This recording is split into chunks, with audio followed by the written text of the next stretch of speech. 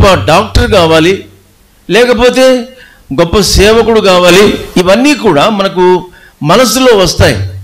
కానీ ప్రభువు మన పిల్లల కొరకు ఒక ఉద్దేశాన్ని కలిగి ఉంటాడు. ఆ ఉద్దేశాన్ని తల్లిదండ్రులుగా మనం అర్థం చేసుకోవడానికి ప్రభు సన్నిధిలో ప్రార్థన చేయాలి.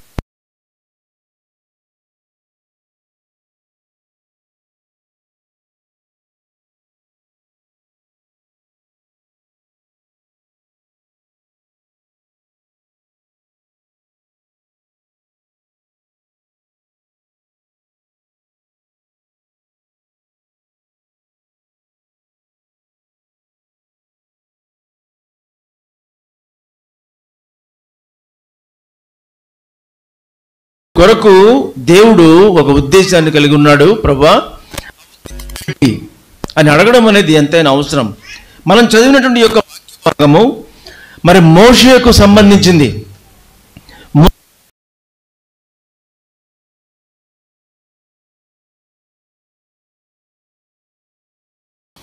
ఎవరైనా మగపిల్లలు పుడితే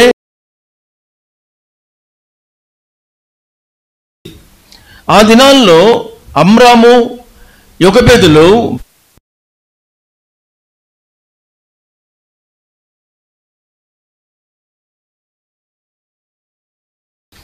మరి ఈ యొక్క దైవికమైనటువంటి విషయాలు బాగా తెలిసినటువంటి విషయాలు, మరి అన్ని విషయాల వరకు బాగా అనుభవం కలిగినటువంటి వారు. కాబట్టి సమయంలో వారికి దేవుడు ఒక కుమారుణ్ణి బహుమానంగా ఇచ్చాడు. ఆ దినాల్లో వారికి దేవుడు ఇచ్చినటువంటి బహుమానాన్ని వాళ్ళు చూసినప్పుడు వాళ్ళు వెంటనే అనుకున్నది ఏంటంటే కుమారుడు ఇచ్చాడు కాబట్టి మరణ శాసనము విధింపబడింది. ఈ కుమారుడు నేను బ్రతికించుకోవడానికి నేను ప్రయత్నం చేస్తే మా ప్రాణాలకి ముప్పు వస్తుంది. కాబట్టి ఎందుకు లేపా, పరిస్థితులు బాగలేవు కదా, అందరి పిల్లలు చనిపోతున్నారు, ఫోన్లే నా పిల్లలు కూడా చనిపోయారు అనుకోలేదు. కాబట్టి ఏదైనా సహోదరి ఈ సందర్భంలో ఎఫ్రాయిని ఆధారం చేసుకొని తన కుటుంబాన్ని, తన కుమారుని ఆధారం చేసుకొని మనందరం కూడా ఒక హెచ్చరిక తీసుకోవాలి. ఏంటంటే లోకం యొక్క పోకడ ఏ విధంగా ఉన్నా పర్వాలేదు, లోకంలో ఉన్న పరిస్థితులు ఏ విధంగా ఉన్నా పర్వాలేదు, మన పిల్లలు దేవుడు భద్రపరుస్తాడు. ఎట్లా భద్రపరుస్తున్నాడు అంటే మన యొక్క ఊహకు అందరి మార్గాలు కూడా దేవుడు తీసుకెళ్తాడు. కాబట్టి ఈ మోషే విషయంలో వాడిద్దరు తల్లిదండ్రులు ఇద్దరు మరి ఒక ఆలోచన చేశారు, వీళ్ళు బ్రతికిద్దాం, దేవుడు ఇచ్చాడు మనకు అన్న కుమారుని చూడంగానే దేవుడు ఈ కుమారుణ్ణి వాడుకొని ఒక బలమైనటువంటి సాధనం అవుతాడు అని తల్లిదండ్రులుగా వాళ్ళిద్దరి హృదయాల్లో ఆ యొక్క ఆలోచన స్థిరపరచబడింది. దాన్ని బట్టి వాళ్ళు ఏం చేశారు, రాజు యొక్క ఆజ్ఞను సైతము లెక్క చేయకుండా నా కుమారుని నేను బ్రతికించుకోవాలి. ఎట్లా బ్రతికించుకుంటావా, అపాయం కదా, మమ్మల్ని చంపేస్తారు, జాగ్రత్త. లేదు, దేవుడు ఇచ్చిన కుమారుడు కదా, అంటే చనిపోవడానికి అవకాశాన్ని దేవుడు ఇవ్వడు.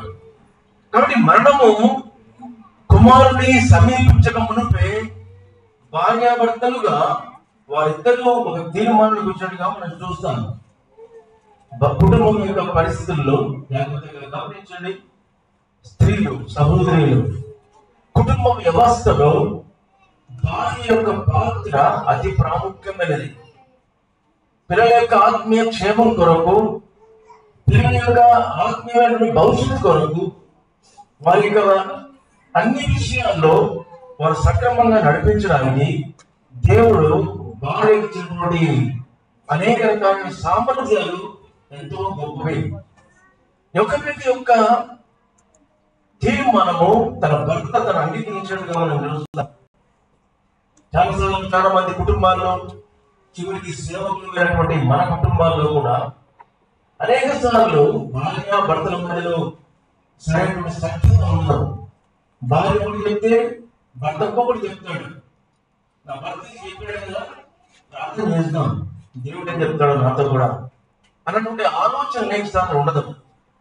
ఏం మాట్లాడుతున్నావా నువ్వు, మరణ శాస్త్రం ఇవ్వబడింది, నీతో పాటు మేమందరం నిలిచిపోతాము, వద్దులే అని అనడానికి అవకాశం ఉన్నటువంటి పరిస్థితుల్లో యోకెబెదు ఏమనిందంటే మన కుమారుడు మనం పెంచుతాం అన్నటువంటి తీర్మానం చేసినప్పుడు తన భర్త తనను సహకరించాడు. ఎందుకు సహకరించాడు?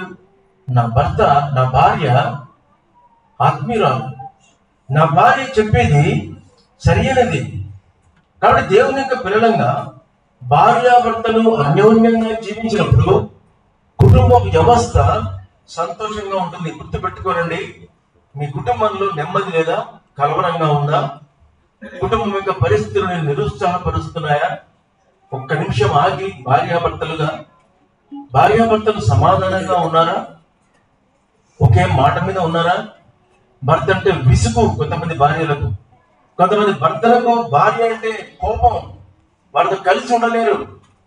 ఈ రకమైనటువంటి పరిస్థితి నుండి లోకానికి ఒకే ఇంట్లో ఉన్నటువంటి పరిస్థితి ఉండవచ్చు, కానీ హృదయాలు కలిసినటువంటి అనుభవంలో ఉండడం చాలా మంది భార్యాభర్తల కుటుంబాల్లో. కాబట్టి కొద్దిసేపు ఆగి ఆలోచించవలసింది ఏంటంటే, లేదు మన కుటుంబ పరిస్థితి ఈ విధంగా ఉండడానికి కారణం ముందు మన ఇద్దరం సరిగ్గా ఉండాలి. ప్రభు దృష్టికి అదే సమయంలో భార్యాభర్తలుగా ఒకే అభిప్రాయం కలిగినటువంటి వారిగా ఉన్నప్పుడు గుర్తుపెట్టుకోండి, మీ కుటుంబ జీవితంలో అన్ని క్షేమంగా ఉంటాయి. ఇది రాసి పెట్టుకోవాల్సిందే. ఎందుకంటే ఒకవేళ ఇబ్బందికరమైన పరిస్థితులు వచ్చినా మీ ఇద్దరు ఏక మనసు కలిగిన వారిగా ఉంటారు కాబట్టి ధైర్యం వస్తుంది. దేవుడు మీకు ఇచ్చినటువంటి ప్రతి పరిస్థితిలో, మీ పరిచర్యలో కానీ, దేవుడు ప్రస్తుతం మిమ్మల్ని కుమారుడు ఇచ్చినాడు, ఈ కుమారుడి విషయంలో కానీ, తన భవిష్యత్తు విషయంలో కానీ దేవుని యొక్క ప్రణాళిక నెరవేర్చబడాలంటే మొట్టమొదటి స్టెప్ ఏంటంటే, భార్యాభర్తలుగా మీరు అన్యోన్యత కలిగినటువంటి వారిగా ఉన్నారు. జన్మించిన కుమారుడు మరణశాస్త్రమైనటువంటి దినాలను జన్మించాడు. మరణశాస్త్రము సిద్ధంగా ఉంది, ఎంతో మంది పిల్లలు చనిపోతున్నారు. అయితే మోషే చనిపోలేదు. కారణం ఏంటంటే భార్యాభర్తల అన్యోన్యత, వారిద్దరి ప్రార్థన తీర్మానము మరణించవలసిన కుమారుణ్ణి బ్రతికించుకునే ధైర్యాన్ని దేవుడు ఇచ్చినట్టుగా మనం చూస్తాం. ఈ సమయంలో మీరు ఎవరు కూడా ఇక్కడ కూర్చున్నటువంటి వారిలో ఎవరమే కానీ, దేవుని యొక్క సేవకులమైన సంఘస్థులమైనా కూడా మన పిల్లలను దేవుడు ఒక ఉద్దేశంతో ఇచ్చాడు. ఆ ఉద్దేశం ఎప్పటికీ మారదు. అయితే మన బాధ్యత ఏంటంటే వారిని ఆత్మీయంగా పెంచుకోవాలి. 7వ కీర్తనలో ఏముంది? యవనకాలం ముందు పుట్టిన కుమారుడు బలవంతుని చేతిలోని బాణముల వంటి వారు నిలబడింది.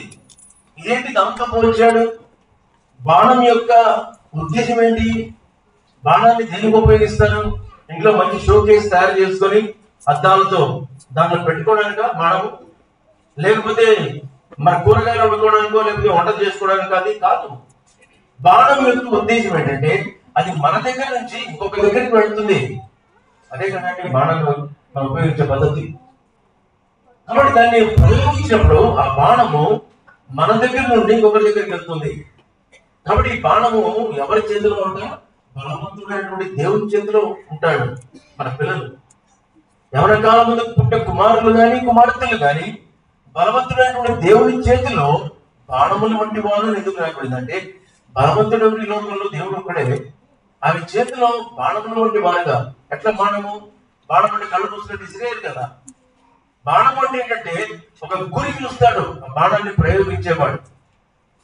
ఆ బాణాన్ని ప్రయోగించే వ్యక్తి గురి చూసి ఆ గురి దగ్గరికి ఈ బాణం వెళ్ళాలి అని తనకున్న నైపుణ్యం అంతటినీ ఉపయోగించి ఆ గురి ఎందుకు పంపిస్తాడు. కాబట్టి ఎవరు ఈ బలవంతుడు? దేవుడు. ఆయన గురి ఏంటి? మన పిల్లల కొరకు. ఆ గురి యుద్ధకు మన పిల్లలు చేస్తారు. అందుకని ఆయన చేతిలో, బలవంతుడైనటువంటి దేవుని చేతిలో మన పిల్లలు బాణములు ఉండేవారు. దేవునికి ఒక గురి ఉంది, ఆ గురి యుద్ధకే వారిని దేవుడు ప్రయోగిస్తాడు. ఈ సమయంలో మనం ఏం చేయాలి? ఆ బాణాన్ని సిద్ధపరిచి దేవుని చేతిలో పెట్టాలి. దేవుని చేతిలో ఒక బాణాన్ని పెట్టాడు, అది పదునుగా లేదు, వంకర టింకరగా ఉంది, సరైన రీతిగా లేదు. ఆ బాణాన్ని సరైన రీతిగా పదును పెట్టి ఉపయోగించే దేవుని చేతిలో ఒక సాధనంగా సిద్ధపరిచి, ఇదిగో ప్రభా, నా కుమారుని నీ కొరకు పెంచుతున్నా, నీవు ఉపయోగించు అని బలవంతుడిగా దేవుని చేతిలో పెట్టాలి. మనకున్న సామర్థ్యం కాదు మనం బాధ్యత. దేవుడు మనకిచ్చిన బాధ్యత ప్రకారం పిల్లలను ఆత్మీయంగా పెంచుకోవడం అనేది అది ప్రాముఖ్యమైనది. ఆత్మీయంగా పెంచవలసిన బాధ్యత తల్లిదండ్రుల మీద ఉంది.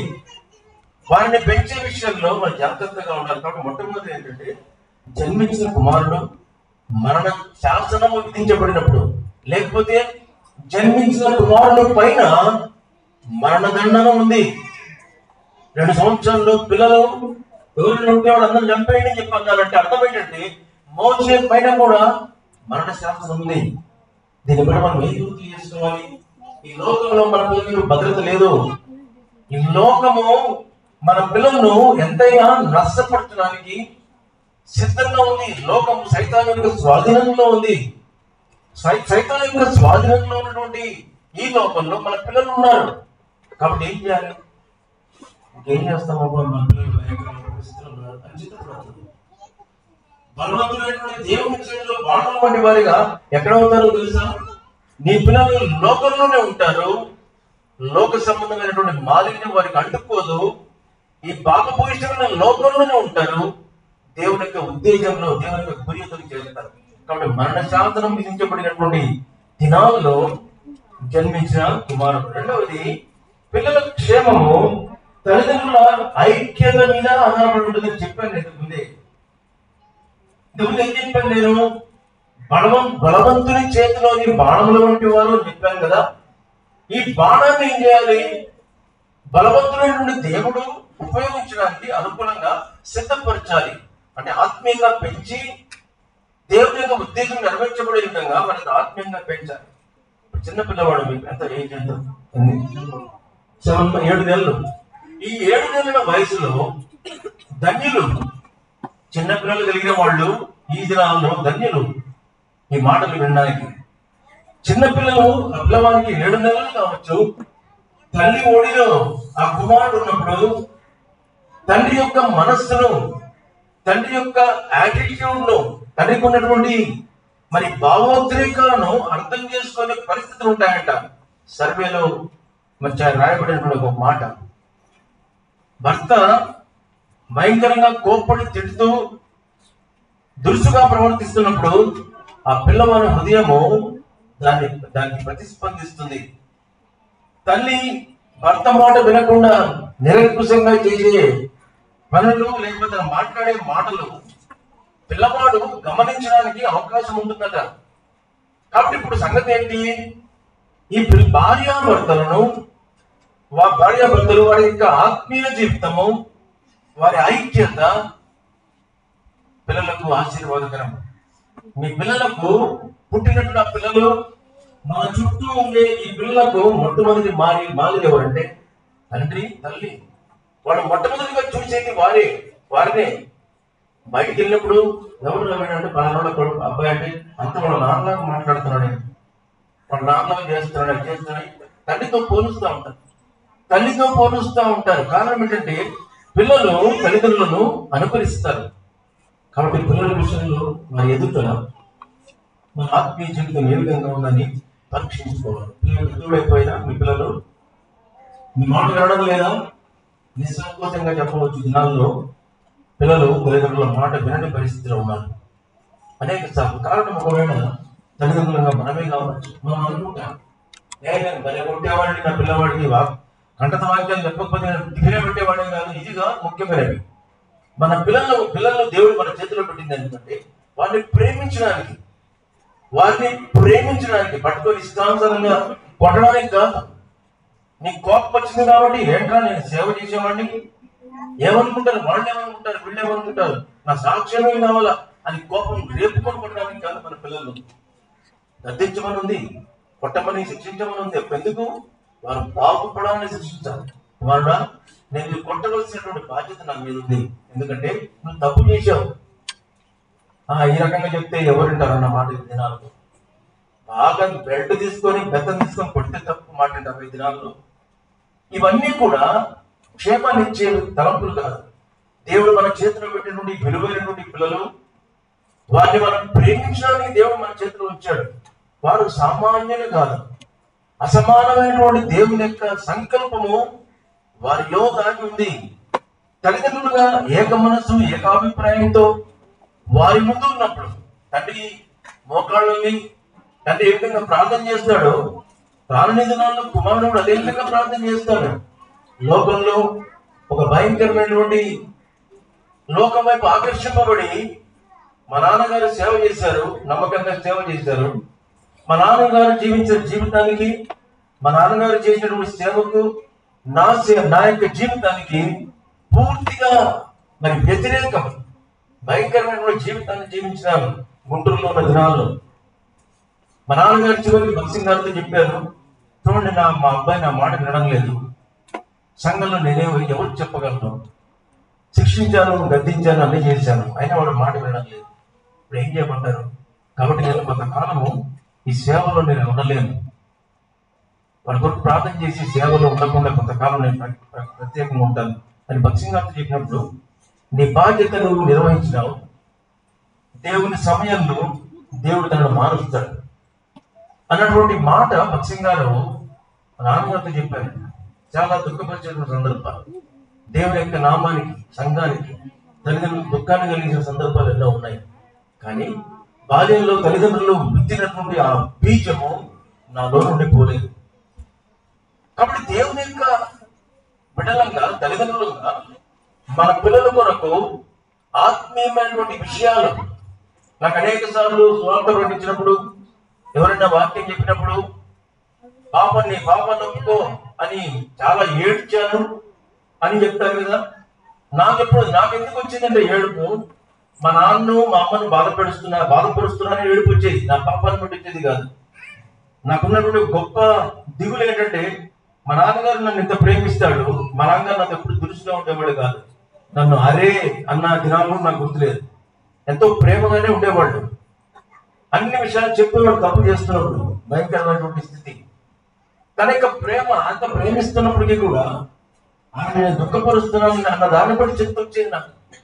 కాబట్టి తల్లిదండ్రులుగా మన పిల్లల హృదయంలో ఏ రకమైన అభిప్రాయాన్ని క్రియేట్ చేస్తున్నాం, మనం ఏదో దైవికమైనటువంటి విషయాలు కఠినంగా చూడడం ద్వారా నేర్చుకుంటాను అనుకుంటాం. మన ప్రేమనే మన పిల్లలను సరైన రీతిగా నడిపిస్తుంది. దినదినం గంట ప్రభువును విసిగించట్లేదా మనము తల్లిదండ్రులుగా? దేవుని యొక్క మాటకు అవిధేయత చూపించే పరిస్థితులు ఎన్ని ఉన్నాయి మన జీవితంలో? దేవుడు నిమిషానికి క్షమించట్లేదా మనల్ని? మనలో తండ్రిగా మనల్ని నిమిషానికి క్షమిస్తున్న దేవుడు మనం మన పిల్లలను క్షమించలేకపోతే మనమేమి కృతజ్ఞత లేని వారంగానే అయిపోతాం. మన పిల్లలు ఎంత తప్పు చేసినా వాళ్ళు ప్రేమించవలసిందే, గద్దించవలసిందే, శిక్షించవలసిందే, ప్రేమపూర్వకంగా మంచి మార్గం కొరకు. అదే సమయంలో వారిని ప్రేమించవలసిన బాధ్యత ఉంది. గొప్పగా గుర్తుపెట్టుకోండి. ఏదో కొట్టేసి, తిట్టేసి, బండిలో నుంచి బయటకు పంపించేసి వీటి వల్ల ఫలితం ఏమి ఉండదు. మా నాన్నగారు ఎప్పుడు చేయలేదు, ఎందుకు కూర్చోలో మాకు అనలేదు. నేను నాకు రెండవ కుమారుడు ఉన్నాడు, 2 కుమారులు. రెండవవాడు మరి మొదటి కుమారుని 2 కుమారుల విషయంలో ఆత్మీయంగా పెంచుకున్నాను. నాకు ఆత్మీయమైనటువంటి అవగాహన అప్పటికే దేవుడు ఇచ్చాడు, కుటుంబాన్ని ఏ విధంగా పెంచుకోవాలి. నాకు కూడా తెలియదు చాలా కాలం, పిల్లలు ఒక వయసుకు వచ్చేంత వరకు, అంటే ఒక 5-6 సంవత్సరాలు వచ్చే వరకు నేను కూడా భయంకరంగా కొట్టేవాడిని నా పిల్లలను. అది ఏం ఉపయోగం లేదు, తప్పది, అర్థం చేయడానికి లేదు. నీ కోపాన్ని తీర్చుకోవడానికి పిల్లల్ని కొట్టకూడదు. అది ఈ విషయాలు మీరు బయట ఎవరి దగ్గర నేర్చుకున్నాను. తర్వాత వాడు పెద్దవాళ్ళు అయ్యారు. మా పెద్దవాడు త్వరగా సెటిల్ అయిపోయి వెళ్ళిపోయాడు వేరే దేశానికి. రెండవ మా దగ్గర కొంతకాలం ఉన్నాడు, బీటెక్ అయిపోతున్న దినాలు. వాడు వాడి విషయంలో నెమ్మది లేకుండా అయిపోయినాం మేము కూడా. అప్పుడు నాకు జ్ఞాపకం వచ్చింది ఏంటంటే, నీకు ఒకప్పుడు మీ నాన్నను మీ అమ్మను దుఃఖపెట్టావు కదా, ఆ రుచి చూపిద్దామని నీ కుమారుని కొద్దిసేపు వాడుకుంటున్నాను అని నాకు అర్థమైంది. కొద్ది కాలం, చాలా కొద్ది కాలం, నేను చాలా కాలము సంవత్సరం మా నాన్న నడిపించాను. ఆ రెండవ పని కొంతకాలము వాడు కొంత విరోధంగా, అంటే నేను చనిపోతాను, నేను చదువుకోలేను, హైదరాబాద్ చదివించేవాడు. ఈ రకమైనటువంటివి చేసేవాడు. వాటి సైకోగా బిహేవ్ చేసే కోపం వచ్చిందంటే కంట్రోల్ చేసుకునేవాళ్ళం కాదు, కంట్రోల్ చేసేవాడు కాదు. ఈ రకమైనటువంటి ఉన్నప్పుడు అన్ని రకాలైన తలాంతులు ఉన్నాయి, దేవుని కొరకు వాడపడడానికి అవకాశం ఉండే పరిస్థితులు ఉన్నాయి. చదువు విషయంలో లాస్ట్ ఫైనల్ ఇయర్కి వచ్చినప్పటికీ మరి ఫైనల్ ఇయర్ అయిపోయింది, తన పరిస్థితులు వేరుగా ఉన్నాయి. ఆ దినాల్లో నేను ఏమనుకున్నా తెలుసా, వీడు ఎందుకు పుట్టాడు, వీడు చచ్చిపోతే బాగుంటుంది హృదయపూర్వకంగా అనుకున్నాను. ఆ శ్రమలు వాడి యొక్క పరిస్థితులు చూసినప్పుడు వీడు చనిపోతే బాగుండేది, ఎందుకబ్బా వీడి దేవుడు వీడు ఇచ్చాడు, ఒకరితో సరిపెట్టుకుంటే బాగుంది. ఈ తలంపులు వచ్చిన దేవుని సేవకులుగా సిగ్గుపడుతూ చెప్పే మాటలేంటి. ఒకనొక సమయంలో ఇంటర్మీడియట్ సెకండ్ ఇయర్ చదువుతున్నాను హైదరాబాద్లో. నేను చదవలేకపోతున్నాను, ఇక్కడ జైలులాగా అనిపిస్తుంది నాకు. రొద్దునే లేపుతాను, 24 గంటలు చదువుకోమంటారు నాకు. నేను చదువుకోలేకపోతున్నాను, చనిపోవాలనిపిస్తుంది, పైకెళ్ళి బిల్డింగ్ పై నుంచి దూకేయాలనిపిస్తుంది అని చెప్తున్నప్పుడు నాకు తెలియదు అప్పుడు అవన్నీ విషయాలు. అరే నువ్వు ఊరికి చెప్పడం కాదు, బిల్డింగ్ పైకి దూకి చనిపో. హృదయపూర్వకంగా చెప్తున్నా, చచ్చిపో. 3 రోజులు నడుస్తాం, 4 రోజులు నడుస్తాము, తర్వాత పోయాలనుకుంటే మర్చిపోతాం. ఈ రకంగా చెప్పాను వాడికి. ఎంతో సిగ్గుకరమైనటువంటి అవమానకరమైనటువంటి మాటలు. నేను ఈ రకమైనటువంటి పరిస్థితులు కూడా నేను వచ్చాను. ఈ రకమైనటువంటి మాటలు, ఈ రకమైనటువంటి విషయాలు ఏమి కూడా నా పిల్లలకు ఆశ్చర్యకరంగా లేవు. ఏ రోజైతే నేను ప్రేమించడం మొదలుపెట్టానో ఆ భయంకరమైన పరిస్థితిలో ఉన్నా కూడా ఇది వాక్యానుసారంగా జరిగింది కాదు, జీవితాన్ని మార్చుకుంటే మంచిది. నీ సొంతంగా మార్చుకోలేవు, దేవుడిని అడిగితే దేవుని జీవితాన్ని మారుస్తాడని చెప్తూ వచ్చాము. చాలా కొద్ది వ్యవధిలోనే ఈ రకమైనటువంటి అప్రోచ్, వాటిని సంధించే ఈ పద్ధతి వాడి జీవితాన్ని మార్చివేసింది. ఈరోజు మా కుటుంబానికి మరి మా నాన్నగారి యొక్క సేవను నిలబెట్టడానికి ఒక సాధనంగా దేవుడు వాడిని వాడుకున్నాడు. దినాలు సేవకు సమర్పించుకున్నాడు. తర్వాత కొంతకాలం తర్వాత బీటెక్ అయిపోయిన కొంతకాలానికి మరి తనకు తిరిగి రాయవలసిన సబ్జెక్టులు ఉన్నాయి. ఆ సమయంలో తను నేను ఎందుకు సేవ చేయాలన్నటువంటి పిలుపు నాకు పదే వస్తున్నాడు అన్నాడు.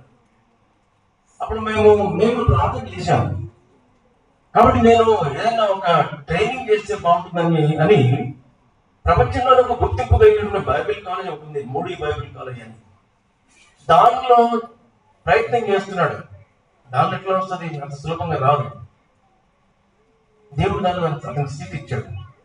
ఇప్పుడు పరిచర్యలో అన్ని విషయాల్లో కూడా మాకు ఎక్కువగా సహకరించే తల్లిదండ్రుల యొక్క ఆ పరిచర్యను కొనసాగించడానికి దేవుడు తను ఒక సాధనంగా వాడుతున్నాడు. ఒకటే ఒక కారణం, నేను నా భార్య ఎప్పుడు కూడా మేము పోట్లాడుకోలేదు. మేము ఎప్పుడు పోట్లాడుకొని అలుసుకొని తిట్టుకున్న సందర్భాలు ఈ 32-33 సంవత్సరాలు ఎప్పుడూ లేవు. కోప్పడుతూ ఉంటాం, లేకపోతే చిన్న విషయాల్లో కఠినంగా మాట్లాడి తృణీకరించిన సందర్భాలు లేవు. మనస్పర్ధలు వస్తాయి, మనస్పర్ధలు వచ్చిన మౌనం ఒకటే ఆయుధం. కాబట్టి ఇక్కడ మనం గమనించవలసింది ఏంటంటే, మోషే బ్రతకడానికి, మోషే ఆత్మీయంగా తన యొక్క భవిష్యత్తును దేవుని సిద్ధపరచడానికి ఒక మొట్టమొదటి కారణం తల్లిదండ్రులు. ఇస్సాకు రిబ్కాల గురించి మనం ఆలోచన చేస్తే ద మోస్ట్ డిస్టర్బ్డ్ ఫ్యామిలీ ఏదైనా ఉందా అంటే ఇస్సాకు రిబ్కాలే. దేవుని యొక్క వాగ్దాన పుత్రుడు ఇస్సాకు. రిబ్కా వాళ్ళిద్దరు వివాహం చేసుకున్నారు దేవుని చిత్తంలో. కానీ కుటుంబంలో 2 పార్టీలు ఉంటాయి, తండ్రి పార్టీ, తల్లి పార్టీ. తండ్రి పార్టీ ఏమో ఏశావు, తల్లి పార్టీ ఏమో యాకోబు. ఇప్పుడు తండ్రి ఏమన్నాడు, అరే మాంసప్రియుడు ఇస్సాకు, భోజనం అంటే ఇష్టం. అరే నేను చనిపోతున్నాను, నాకు మాంసం తీసుకుని రా. ఇంగ్లీష్ బైబిల్లో వెలిసన్ అని రాసి ఉంటుంది, జింక మాంసం తీసుకుని రారా, నీకు తిని వాటిని నేను ఆచరిస్తానని చెప్పాడు. ఈ మాట చాటుగా భార్య ఉంటుంది రెబ్కా. విని ఏం చేసింది, అరే తొందరగా అని యాకోబుని పిలిచి, మీ నాన్న మీ అన్నతో చెప్తుంటే నేను విన్నాను, జింక మాంసం తెమ్మన్నాడు రా, అది తిని ఆశీర్వదిస్తానంట.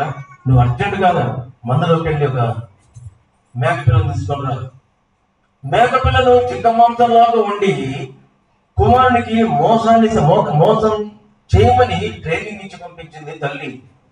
జాగ్రత్తగా గమనించవలసింది ఏంటంటే, మన పిల్లల యొక్క ఆశీర్వాదాలు మన కుయుక్తి, మన మోసము, మన అబద్ధము, మన యొక్క సొంత జ్ఞానం మీద ఆధారపడలేవు. యాకోబుకున్నటువంటి ఆశీర్వాదాన్ని ఇస్సాకు కాదు కదా, ఈ ప్రపంచంలో ఎవరు మార్చలేదు. యాకోబు పై ఉన్నటువంటి ఆశీర్వాదాన్ని ఎవరు తీయలేదు. ఇస్సాకు తీస్తాడు? ఇస్సాకు దేవుడా? అసాధ్యం. కానీ తల్లి ఏం చేయాలి? ఏంటండి మీరు మర్చిపోయారా? తల్లి గర్భంలో ఉన్నప్పుడు చెప్పాడు కదా దేవుడు, యాకోబు పెద్దవాడు చిన్నవాడికి దాసుడు అవుతాడని, కాబట్టి మీరు ఎట్లా ఆశీర్వదిస్తారు అని కన్విన్స్ చేసుకునే రిలేషన్షిప్ లేదు భార్యాభర్తల మధ్యలో. వాళ్ళ పడదు, వాళ్ళ మాట్లాడుకునే పరిస్థితులు లేవు. కాబట్టి భర్త తను చేస్తున్నటువంటి పనిని మంచి జ్ఞానంతో వెళ్ళినను భర్తలు చెప్పలేకపోయింది. సేవా జీవితంలో నా భార్య నాకు అనేక విషయాల్లో సహకారిగా ఉంటుంది. నేను కోపపడినప్పుడు అట్లా కాదు అని చెప్తుంది. అనేక సార్లు భార్య ఏం చేయాలంటే భర్త పరిచర్యలో మొట్టమొదటి సహకారి. చాలా అద్భుతమైన ఒకసారి కొంతమంది ఏమంటారండి, ఈ సేవకుడు భార్య అని చెప్తే అంటాడు, ఆమె గీత గీసినట్టు జవదారుడు అనే చెడ్డ పేరు కూడా ఉంటది. అనుకున్నా పర్వాలేదు, మన కొరకు ఎక్కువగా ప్రార్థన చేసేది భార్య. భార్య జ్ఞానయుక్తమైనటువంటి స్థితిలో ఉంటే భర్త తొందరపడుతుంటే అది అనుకూలమైన ప్రతికూలమైన వద్దు, ప్రార్థన చేద్దాం. కోపానికి కోపం కాదు, మోసానికి మోసం కాదు. కాబట్టి ఆ మనసుతో రిబ్కా ఇస్సాకు చెప్పలేకపోయింది. కాబట్టి ఏం చేసింది, మోసపూరితమైనటువంటి ఒక ప్లాన్ వేసినట్టుగా మనం చూస్తాం. దానివల్ల ఏం జరిగింది, తల్లిని మళ్ళీ ఎప్పుడు చూడలేదు యాకోబు.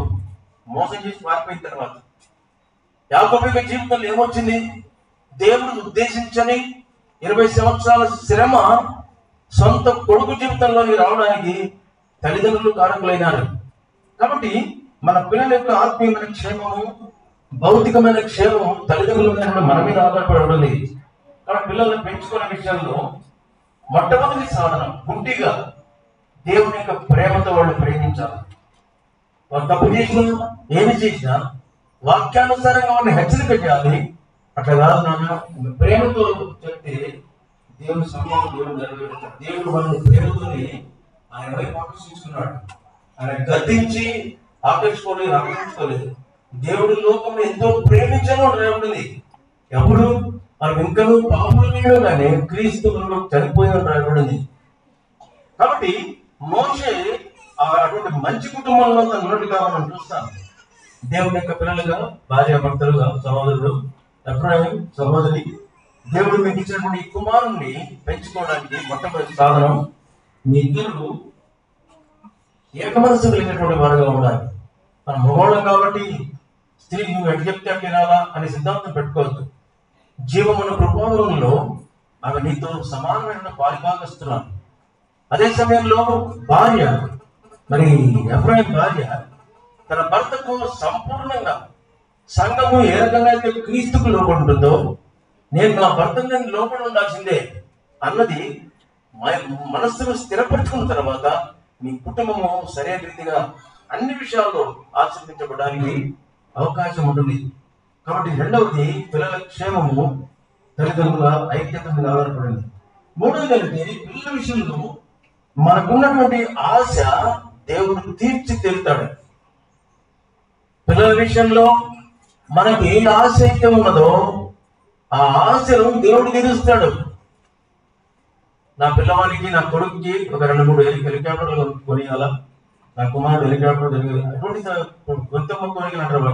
అటువంటి కాదు, దేవుని యొక్క ఆత్మ కలిగినటువంటి వాళ్ళంగా మన పిల్లలను మనం చూసినప్పుడు దైవికమైనటువంటి కోరికలు కలుగుతాయి. ఎవరికి? దేవుని యొక్క ఆత్మ కలిగినటువంటి వారికి. కాబట్టి యెహోవాకి ఏమని ఆలోచన వచ్చింది, కుమారుణ్ణి తదేకంగా చూస్తుంది. తప్పకుండా ఈ కుమారుడు ఒక దేవుడు వాడుకు ఒక సాధనం కాబోతున్నాడని తను నమ్మగలిగింది. ఇప్పుడు ఏం చేస్తారు, మరి దేవుడి కొరకు ప్రతిష్ఠించే కార్యక్రమం అనేది పెట్టినట్టారు కదా. దేవుడి కొరకు ప్రతిష్ఠించే కార్యక్రమం మా పెద్ద అబ్బాయి పుట్టినప్పుడు కూడా ఫస్ట్ బర్త్డే అప్పుడు గిద్దలూరు దేవదానం గారిని ఆయన వచ్చారు. ఆ టైంలో ఉన్నారు. మా నాన్నగారు చెప్పాను, ఈరోజు మా అబ్బాయిని దేవుడి కొరకు ప్రతిష్ఠించాలను, దేవుడి సేవకు సమర్పించుకోవాలా, ఏదన్నా మంచి మాట ఉపయోగించాడు, దేవుడికి ప్రతిష్ఠిస్తాను, నాకు అడుగు తెలియదు, నా కుమారుడిని సేవకు సమర్పించాలనుకుంటున్నాను పెద్దవాడిని అని చెప్పని ఆ రోజు మీటింగ్ పెట్టినప్పుడు మరి మా నాన్నగారు చెప్పారు, నువ్వు సమర్పించుకోవడానికి నీకున్న ఆశ ఉంటే ప్రార్థన చేయి. రేపు వాడు పెద్దోడైన తర్వాత వాడికి లేకుండా నీ ఆశ నెరవేర్చుకోవడానికి ప్రయత్నం చేయి. నీకున్న ఆశను ప్రభువు చెప్పు, తర్వాత దేవుడు తన చిత్తానుసారంగా వాడుకుంటాడని చెప్పాడు. అప్పుడు ఏం జరిగింది, వాడైతే నేను సాక్ష్యం చెప్పాను, నేను నా కుమారు పెద్దవాడు కాబట్టి వాడి సేవ సమర్పించాలనుకుంటున్నాను. ఇప్పుడు వాడేమో సాఫ్ట్వేర్ ఇంజనీర్, అక్కడ అమెరికాలో ఉంటాడు. రెండో వాడికి సేవ పిలుపు వచ్చింది. రెండో వాడిని మేము సేవకు సమర్పించలేదు. దేవుని యొక్క సేవకు తగినటువంటి అన్ని లక్షణాలు దేవుడు వాళ్ళ ఉంచి వాళ్ళందరికీ వాడు సేవ సమర్పించుకోవడానికి దేవుడు సహాయం చేశాడు. కాబట్టి తల్లిదండ్రులుగా మనకు ఆశ ఉంటుంది, మనకున్న ఆశ ఒకనొక సమయం వచ్చినప్పుడు వారిలో దేవుడు వాటిని లేపి వారు కూడా తీర్మానం చేసుకోవడానికి దేవుడు సిద్ధపరుస్తాడు. అదే జరిగింది మోషే విషయంలో కూడా. మోషే నువ్వు చూసినప్పుడు తల్లి తర్వాత తలంపు వచ్చినప్పుడు వారిద్దరు కలిసి వారికి ఉన్నటువంటి ఆశలను ప్రభువు చెప్పారు. ప్రభు తన చిత్తానుసారంగా మోషేను ఆ విధంగా సిద్ధపరిచాడు. ఒకమైన భార్య లేకపోతే మోషే తల్లి ఎంత బాగా బోధించిందో అర్థం కాదు నాకు, అసలు ఆశ్చర్యం అనిపిస్తుంది. ఆ దినాల్లో పిల్లలు 5-6 సంవత్సరాల వరకు తల్లి పాలు తాగే వయసు అంటారు. మన తాతల కాలం కూడా చెప్తూ ఉంటాం. 5-6-7 సంవత్సరాలు అనుకుందాం. ఒకవేళ ఈ 7 సంవత్సరాల లోపు ఎంత బోధ చేసిందంటే తల్లి, ఈ కుమారుడు పెద్దవాడైపోయాడు, 40 సంవత్సరాలు అయిపోయింది, రాజు కుమారుడుగా ఉన్నాడు. ఎక్కడ సకలైశ్వర్యము కలిగినటువంటి ఐగుప్తు రాజు యొక్క ఇంట్లో ఉన్నాడు. సుఖభోగం, తనకు అవసరమైన ప్రతి విధమైన సుఖభోగము చేత నింపబడినటువంటి వాడుగా ఉన్నాడు మోషే. కానీ ఒక విషయాన్ని జ్ఞాపకం చేసుకోవాలి. తల్లి లేకపోతే తండ్రి యొక్క మాదిరి, తల్లి యొక్క బోధ ఆ పిల్లవాని యొక్క హృదయంలో నాటుకున్న హేతువు చేత 40 సంవత్సరాల తర్వాత కూడా ఈ సుఖభోగంతో నింపబడినటువంటి ఈ జీవితం ఏది కూడా తల్లి బోధ ముందు ఆమె లేదు. ఆ రకమైనటువంటి రీతిగా తల్లి బోధించింది, తండ్రి మాదిరిగా ఉన్నారు మోషే విషయంలో. కాబట్టి దేవుడు మన పిల్లల విషయంలో ఆ విధమైనటువంటి మన హృదయంలో మనం ఆలోచించినటువంటి ఆ ఆలోచన నెరవేర్చడానికి దేవుడు ఇష్టపడతాడు. సహోదరుల యొక్క కుమారుల విషయంలో తన ఆశ ఏంటంటే, నా కుమారుడిని దేవుని వరకు ప్రతిష్ఠించాలి. ఆశ, తనకున్న ఆశను దేవుడు నెరవేర్చి తీరుతాడు, ఒకవేళ తన చిత్తానుసారమైన రీతిగా సమయంలో. కాబట్టి పిల్లల భవిష్యత్తుకు పునాది తల్లిదండ్రులు. కాబట్టి నాయకులు మునిగిపోకుండా ఏం చేస్తున్నారు వీళ్ళు? 3 నెలలు 4 నెలలు కాపాడారు. తర్వాత గట్టిగా ఏడుస్తున్నాడు. పొరపాటున ఐగుప్తు సైనికులు విన్నారంటే లేబోలు సమస్య వస్తారని ఆయన అనుకున్నారేమో. మోషేని తీసుకెళ్ళి జమ్ము పెట్టె చేసి ఆ జమ్ము పెట్టె తీసుకెళ్ళి నీళ్ళలో పెట్టేది. ఆ జమ్ము పెట్టె మునిగిపోకుండా దాని కీలు పోసి నీళ్ళ ప్రవాహంలో పెట్టలేదు. జమ్ము ఉన్న స్థలంలో ఆ యొక్క గంపను ఆ జమ్ము పెట్టెను ఆ నీళ్లు కొట్టుకొని పోకుండా జమ్ము దగ్గర పెట్టారు. మనం ఆలోచించవలసింది ఏంటంటే, మన పిల్లలు లోక సంబంధమైన వాటికి కొట్టుకొని పోకుండా మన స్వంత ప్రయత్నం మనం చేయాలి. తర్వాత భద్రపరిచేది దేవునికి చిత్తం, కానీ కేర్ తీసుకోవాలి పిల్లల విషయంలో, వాళ్ళ ఆరోగ్య విషయంలో, వాళ్ళ చదువు విషయంలో, వారు వేసుకునే దుస్తుల విషయంలో, పెద్దవాళ్ళని గౌరవించే విషయంలో, అన్నిటికంటే ప్రాముఖ్యంగా ప్రార్థన చేసుకునే విషయంలో, వాక్యం చేసుకునే చెప్పే విషయంలో, వాక్యం చదువుకునే విషయంలో, సండే స్కూల్లో ఏ విధంగా ప్రవర్తించాలి, మందిరంలో ఏ విధంగా ప్రవర్తించాలి, ఇవన్నీ కూడా ముందు ఒక మాట పెట్టుకోవాలి, ప్రేమతో నేర్పించాలి. కఠినమైనటువంటి స్వరంతో సీరియస్ గా ఉన్న ముఖాన్ని పెట్టుకొని భయపడ్డాలని కర్ర పట్టుకొని చెప్పాల్సిన అవసరం లేదు.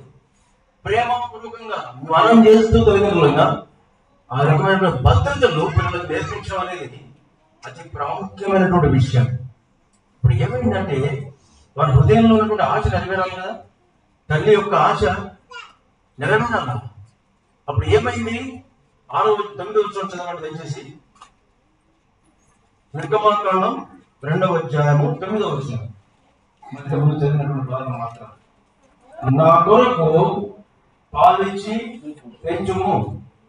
ఈ మాట ఎవరన్నారంటే ఐగుప్తు రాజు యొక్క కుమార్తె అన్నది ఈ మాట. ఉంటున్నారా? ఎవరినే సరైన రీతిగా చెప్పాలంటే చంపవలసినటువంటి స్త్రీ ఏముంటుంది? పాలించి పెంచు. ఇది జరుగుతుంది మన పిల్లల విషయంలో. ప్రభు చిత్తంలో మన పిల్లల్ని పెంచినప్పుడు ప్రభు చిత్తంలో వారిని భద్రపరుచుకున్నప్పుడు, ప్రభు చిత్తంలో వారి విషయంలో తీర్మానం చేసుకున్నప్పుడు మన విషయంలో ఏం జరుగుతుందో తెలుసా?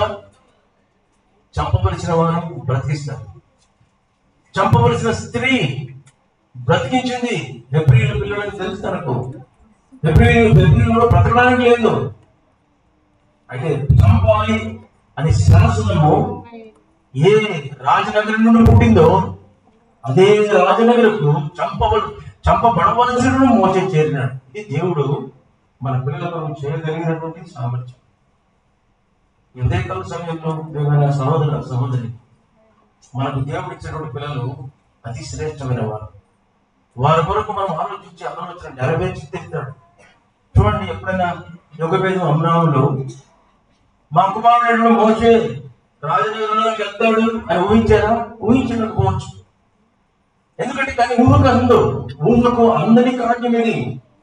చూడగానే ఎందుకు లేవో మా నాన్న కోపడతాడేమో అని రాజకుమారుడు ఏమాత్రం సంశయించకుండా తీసుకున్న పదాన్ని ఏం పర్వాలేదు, ఎంత బాగున్నాడు, బ్రతికించిన ప్రేమ చంపవలసిన స్త్రీకి దేవుడు ఇచ్చినట్టుగా మనం చూస్తాం.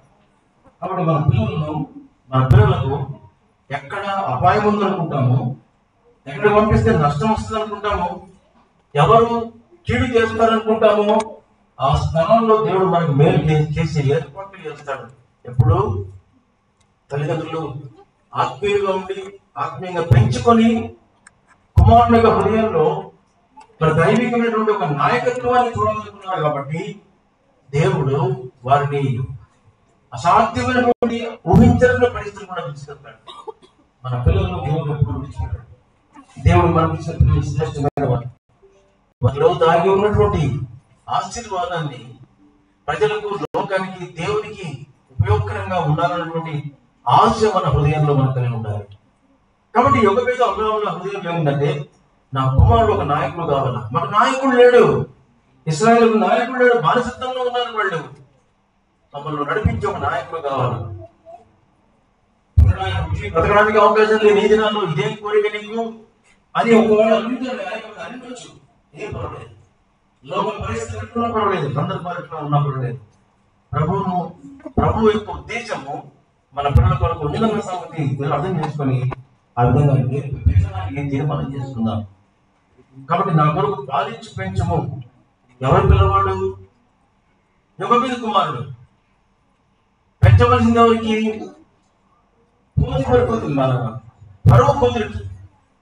ఫరో కూతురు కొరకు సొంత కుమారుడు పెంచవలసి వచ్చింది. అదేవిధంగా ప్రభు కొరకు మన పిల్లల్ని పెంచాలి. ప్రభు కొరకు మన పిల్లల్ని పెంచాలి అని తీర్మానంతో పెంచుకోవాలి. దేవుడు తప్పనిసరిగా మన పిల్లల్ని ఆశీర్వదిస్తాడు. అంత మాత్రమే కాదు, వారిని ఆ విధంగా పెంచాలన్న ఆశ మన హృదయంలో ఉంది. కాబట్టి వింటున్నారా అందరూ? మన పిల్లలను ప్రభు కొరకు పెంచాలి, ప్రభు కొరకు నాయకుడు కావాలని ఆశ నీకుంటే, నీ పిల్లలకు చదువు సాగు రాకుండా సంచి తగ్గించుకొని, లేకపోతే తెల్ల బట్టలు వేసుకొని ఎక్కడో సేవకపోతే నాకెందుకమ్మా నాకు కొట్టవద్దు, నా కుమారుడు బాగా చదువుకోవాలా, అదే సమయంలో సేవ చేయాలని తలపుంటే దాన్ని నెరవేర్చి చెప్తాడు. ఎందుకు? ఎట్లా చెప్పగలం? మోషే పుట్టినప్పుడు తల్లి ఒక ఆత్మీయ నాయకుడు చూసింది. ఫరో కుమార్తె ఏం చేసింది? లోక సంబంధమైన విద్యను తనకు నేర్పించింది. ఐగుప్తు యొక్క సకల విద్యల చేత నింపబడ్డాడు మోషే. కాబట్టి మన పిల్లలకు ఈ లోక రీతి కాకుండా దేవుడు ఏది తక్కువ చేయడు. ఐగుప్తు సకల విద్యలు మోషే నేర్చుకున్నాడు. ఎవరికి వచ్చిన అన్ని విద్యలు, అటువంటి ఏర్పాటు ఎవరికి ఉండలేదు. రాజకుమారుడుగా అన్ని రకాల విద్యలు నేర్చుకున్నాడు. బానిస ఎంత స్ట్రాంగ్ గా ఉంటాడు. మామూలుగా బానిస అనేవాడు ఎంతో బలంగా ఉంటాడు. సహజంగా నాజుగ్గా పెట్టబడ్డాడు మోషే. కానీ ఒక్క దెబ్బకు చంపేశాడు ఒక మనిషిని. అంటే యుద్ధ నైపుణ్యము, మాట నైపుణ్యము అన్ని ఉన్నాయి మోషేలో. ఇంకొక వైపు నాకు ఇన్ని ఉన్నాయి, లోక సంబంధమైన సౌఖ్యం ఉంది, లోక సంబంధ సుఖభోగాలు ఉన్నాయి, కానీ దేవుని యొక్క ప్రజలతో నింద అనుభవించడం కావాలి. ఈ రకమైనటువంటి తీర్మానము 40 సంవత్సరాల తర్వాత కూడా తండ్రి యొక్క మాదిరి తన హృదయంలో నాటినటువంటి ఆ యొక్క అభిప్రాయము మోషే యొక్క జీవితంలో పోలేదు. కాబట్టి తల్లి యొక్క బాధ్యత కుటుంబంలో ప్రాముఖ్యమైనది. భార్యను సంతోషంగా ఉండడం ద్వారా కుటుంబం ఆశీర్వదించబడుతుంది. దుఃఖపడితే కుటుంబాన్ని సంతోషంగా నడిపించే సహజం అది. నిష్ఠూర పడ్డ రాబడింది బైబిల్లో. భార్యలకు సంబంధించిన పార్టీ కాదు నాది. నేను వాక్యంలో ఉన్నటువంటి విషయాలు తెలుసుకున్న తర్వాత చెప్తున్నటువంటి విషయాలు. దేవుడు మనల్ని ప్రేమించినటువంటి భార్య కుటుంబ వ్యవస్థను నడిపించడానికి అనేక సామర్థ్యాలు కనుకుంటాయి. 31వ అధ్యాయం సామెతల గ్రంథంలో చదువుతాం అర్థం ఉంటుంది. పొలాన్ని ఆలయం ఉంటుంది, పని వాళ్ళకి జీతం ఆమె ఇస్తుంటది, పిల్లల్ని ప్రొద్దున లేస్తుంది, భర్తకు పిల్లలకు బట్టలు ఆమె సిద్ధపరుస్తుంది, అన్ని పనులు ఆమె చేస్తుంది. ఈయనేం చేస్తుంటాడు? గమని దగ్గర పెద్దలతో కూర్చొని ఉంటాడు. ఇంటికి వచ్చి అమ్మ నువ్వు ఒక ప్రత్యేకమైన దానవు అమ్మని భార్యని ప్రశంసిస్తూ ఉంటాడు. ఇది ఆయన చెప్పాలి. కాబట్టి కుటుంబ వ్యవస్థ పిల్లల యొక్క భవిష్యత్తుకు ఒక ప్రాముఖ్యమైనటువంటి విషయం భార్యాభర్తలుగా. కాబట్టి దేవుడు అమ్రాము యోగబెదులను ఆశీర్వదించి వారికి ఇచ్చిన కుమారుని విషయంలో వారి హృదయంలో ఉన్న తలంపును నెరవేర్చాడు. ఏంటి వాళ్ళ హృదయంలో తలంపులు? మా ప్రజలను నడిపించాలి, మా ప్రజలు నడిపించాలి కాబట్టి ఐగుప్తు యొక్క సకల విద్యను అభ్యసించాలా అని వాడు కనీసం కళలో కూడా ఊహించరు. కానీ దేవుడు ఏం చేశాడు? ఐగుప్తు విద్యను ఇచ్చాడు, దేవుడి యొక్క సేవకులుగా చేశాడు. ప్రపంచ చరిత్రలో నాయకత్వంలో MBA చదివే స్టూడెంట్స్ లో వాళ్ళకు సబ్జెక్ట్ ఏంటంటే జిత్రో ఫార్ములా అని ఒకటి ఉంటుందంట. అదేంటంటే మోషే యొక్క మహమ్మద్ని చెప్పినటువంటి సిద్ధాంతం. ప్రపంచంలో ఒక సమర్థవంతమైన నాయకుడు ఈ రోజు వరకు లోక సంబంధమైన పుస్తకాలు కూడా రాయబడినటువంటి ఒక విషయం ఏంటంటే మోషే యొక్క నాయకత్వం. ఎక్కడి నుంచి వచ్చాడు? మరణ శాసనంలో నుండి బయలుదేరాడు. తల్లిదండ్రుల యొక్క పెంపకంలో పెంచబడ్డాడు. వారికి ఉన్న ఆశను దేవుడు ఆశీర్వదించాడు. దేవుడు కుమారుని నైల్ నదిలో కొట్టుకోపోవలసినటువంటి కాలం భద్రపరచడం మాత్రమే కాకుండా చంపవలసినటువంటి వారు బ్రతికించి లోకరీతిగా కూడా తనకు అవసరం ప్రతి జ్ఞానమును మరి అభ్యసింపు చేసినప్పుడు లోకంలో కలిసిపోకుండా తిరిగి దేవుని యొక్క ప్రజలతో నిందన అనుభవించడానికి శ్రేష్టమైనటువంటి అభిప్రాయము తన హృదయంలో అనేకంగా స్థిరంగానే కొనసాగడానికి కారణం తల్లిదండ్రుల యొక్క కుమారుని పెంచిన పెంపకం. కాబట్టి సహోదరు అభిప్రాయం కుటుంబం కూడా దేవుడు ఆశీర్వదించి తన కుమారుని ఆ విధంగా పెంచి రానుడి దినాల్లో కుమారుని కొరకు దేవుడు ఉద్దేశించిన ఉద్దేశం నెరవేర్చబడినట్లుగా ప్రార్థన చేస్తాం. తెలుగు ప్రార్థన చేస్తాం. ప్రభా, మీరు మాకు ఇచ్చిన కుటుంబం ఎంతో శ్రేష్టమైనది. భూలోకంలో పరలోకాన్ని మేము అనుభవించాలంటే మా కుటుంబాలు కొన్ని కలిస్తే మందిరాలు అవుతాయి. కుటుంబాలు బాగుంటే మందిరాలు బాగుంటాయి. కాబట్టి ప్రభు కుటుంబ వ్యవస్థ ప్రాముఖ్యమైనది. మీరు మాకు ఇచ్చే పిల్లలు శ్రేష్టమైనది. సో అభిప్రాయంలో తన భార్యను ప్రేమించి ఇచ్చిన ఈ కుమారుణ్ణి మీ కొరకు ప్రతిష్ఠించాలని ఎంతో ఆశతో అందరినీ పిలిచాడు, ఈ యొక్క ఏర్పాటు చేశాడు. కాబట్టి మిగతా కార్యక్రమాలు కూడా నిర్మించాడు. కుమారుని మీ కొరకు ఆశీర్వదించడం యేసుక్రీస్తునామములో ప్రార్థించి వచ్చాము.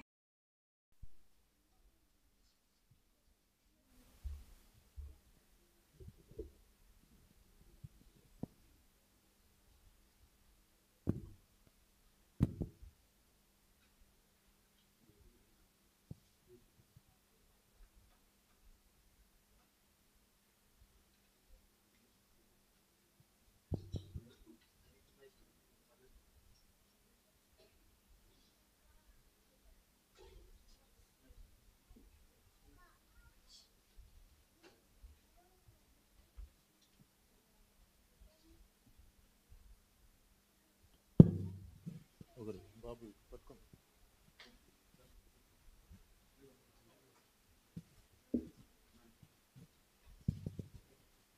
ప్రార్థన చేస్తా.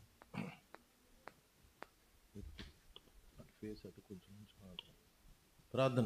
ప్రేమ కలిగిన మహాపల్లవ తండ్రి, మహాగుణుడ, మహోన్నతుడ, పరిశుద్ధుడ, నిత్య నివాసి, అద్భుత ఆశ్చర్యకార సూచక్రియలు మహత్కార్యం గంభీరమైన కార్యం చేయ దేవుడు ప్రభు యేసుక్రీస్తునామమునకు స్తోత్రాలు. ఈ సమయంలో దాసుడు దేవరాజు గారు, మిసెస్ దేవరాజు గారు, మాణిక్యమ్మ గారిని బట్టి వందనాలు. వారికి ఇచ్చిన రెండవ కుమారుడు ఎఫ్రాయిం బట్టి నీకు స్తోత్రాలు. మిసెస్ ఎఫ్రాయిం డోర్కాన్ బట్టి నీకు స్తుతిస్తున్నాం. నీ అనాదికాల సంకల్పం ప్రకారం జగత్ పునాదులు వేయబడిన క్రీస్తులో ప్రేమ చేత నీ కృపామహిమ కీర్తి కలుగుటకై ఏర్పరచుకున్నందుకై స్తోత్రాలు. ప్రభు వారిని దీవించి వారికి ఇచ్చినటువంటి గర్భఫలం చక్కని కుమారుని బట్టి నీకు స్తోత్రాలు. ఈ విధంగా 9 మాసంలో తల్లి గర్భంలో మీరు రూపించి సిద్ధపరిచి ప్రభా మరి డెలివరీ విషయంలో కూడా సహాయపడినారు. తల్లి గర్భంలో రూపించబడక మునిపే నేను నిన్ను ఏర్పరచుకున్నానన్నావు. ఓ ప్రభా, నీ గొప్ప ఏర్పాటు ఎంత గొప్పది తండ్రి. ఈ సందర్భంలో ఈ బిడ్డను నీ సన్నిధిలో ప్రతిష్ట చేసి నామకరణం చేసే సందర్భంలో నీ దాసుని ద్వారా అందించిన శ్రేష్టమైన అమూల్యమైన పరలోక వాక్యమును నీ మాటలను బట్టి స్తోత్రాలు. అవును ప్రభా, మరి మోషేను మరి యొకెబెదు వారికి అనుగ్రహించి వారు భక్తిగల జీవితం, ప్రార్థన జీవితం ద్వారా ప్రభా వారు నీ సన్నిధిలో ఆ కుమార్ని సిద్ధపరచుటకు సహాయపడినారు. ప్రభా మరి మరణ శాసనము ఉన్నటువంటి సందర్భంలో ఆ శాసనము చెల్లుబాటు కాకుండా దాని నుండి విడిపించి విమోచించినారు. విమోచకుడిగా ఉన్నారు. నిజంగా ఆ కుమార్ని, ఆ కుటుంబాన్ని రక్షించినారు. అలా ఉన్న ప్రార్థన జీవితం ద్వారా మరి వారి ఆ బిడ్డను పెంచుట కృప ఇచ్చినందుకు స్తోత్రాలు. భయభక్తుల్లో పెంచుటలు మరి ఇశ్రాయేలు ప్రజలకు ఒక నాయకుడిగా ఉండుటకై మరి సిద్ధపరిచినందుకై నీకు స్తోత్రాలు. తల్లిదండ్రులకు ఇచ్చినటువంటి కృప, ఆ జ్ఞానం బట్టి నీకు వందనాలు. ఇలాగున వీరు కూడా మరి ఎఫ్రాయిం డోర్కా కూడా తమకు ఇచ్చినటువంటి మీరు అనుగ్రహించిన కుమార్ని ఈ బిడ్డను తీసుకుని వెళ్ళి నా కొరకు పాలిచ్చి నా కొరకు పెంచమని సెలవిచ్చిన ప్రకారంగా ఈ బిడ్డను మీరు ఇచ్చారు ప్రభా. వారికి ఇచ్చినటువంటి ఈ కుమార్ని నీ కొరకు పెంచుటకు మంచి జ్ఞానమును, ఆలోచన, వివేకం దాయిచేయండి. ఇద్దరి మధ్య ఐక్యత, ఏకత్వం, సమాధానము, ప్రార్థన జీవితం దాయిచేయండి ప్రభా. కుమార్ని ఎట్లా పెంచవాలనో జ్ఞాన వివేకమును అనుగ్రహించండి. నీ ఆత్మతో ఈ కుమార్ని నింపండి. ఈ కుమార్ని నీ హస్తాల్లో పెడుతున్నాం ప్రభా. ప్రతిష్ఠించండి, పరిశుద్ధపరచము. గొప్ప మోషే వాళ్ళ గొప్ప దైవజనుడిగా సిద్ధపరచండి. ఆత్మ ప్రాణ దేహంలో పవిత్రపరచము. బాల్యం నుండి నీ ఆత్మ పూర్ణునిగా చేయమని ప్రార్థిస్తున్నాం ప్రభా. గొప్ప నీ ఉద్దేశములు, నీ సంకల్పములు మోషే ద్వారా ఏ విధంగా నెరవేర్చుకున్నారు, ఈ కుటుంబం ద్వారా మరియు ఈ కుమారుని ద్వారా మీరు నెరవేర్చుకొని మీరే మహిమ పొందమని ప్రార్థిస్తున్నాం ప్రభా. మరి కుమారునికి నామకరణం చేస్తున్నాం. మరి జాన్ ఓల్సన్ షామ్రాజ్ అనేటువంటి నామకరణం చేస్తుంటుండగా ప్రభా మీరు ప్రతిష్ఠించండి, పరిశుద్ధపరచము. జాన్ ఓల్సన్ షామ్రాజ్ను మీరు ఆస్వాదించండి, ప్రతిష్ఠించము, పరిశుద్ధపరచము. రాబో దినాల్లో గొప్ప దైవజనుడిగా సిద్ధపరచు. చిన్ననాడే మార్మల్స్ రక్షణ పొంది భయభక్తి తల్లిదండ్రులకు లోబడి, దేవుని భయం కలిగి, పెద్దలకు లోబడి, దైవసేవకులకు లోబడి మంచి బిడ్డగా జీవించడానికి సాయం చేయమని, అన్ని విషయాల్లో మీరు ఆశీర్వదించి దీవించమని ఈ బిడ్డని కృపాస్తులు అప్పగిస్తున్నాం. ప్రతిష్ఠించి పరిశుద్ధపరచమని ఘనత మహిమ చెల్లిస్తూ వీరి ద్వారా నీ సంకల్పాలు నెరవేర్చుకొని నీ రాజ్య వ్యాప్తి కొరకై కుటుంబాన్ని, కుమార్ని దీవించి ఆస్వాదించమని ప్రభును రక్షకుడు యేసుక్రీస్తు వారి అత్యున్నతంగా హెచ్చింపడిన ఘనమైన ఉన్నతమైన నామన అన్ని సమయాల్లో శ్రేష్టమైన ఈవులను అనుగ్రహించే దేవుడు ప్రభు యేసు నామన స్తుతించి ప్రార్థించి వేడుకుంటున్నాం తండ్రి. ఈ సందర్భంలో మరి రైల్వే ఎర్రగుంట్ల సుధాకర్ గారు వచ్చి ప్రార్థన చేయాలి. ఆ తర్వాత బద్వేల్ దైవ సేవకుడు కృపారావు గారు వచ్చి ఇక్కడ రావాలని మనవి చేస్తున్నాం, ప్రార్థన చేస్తారు.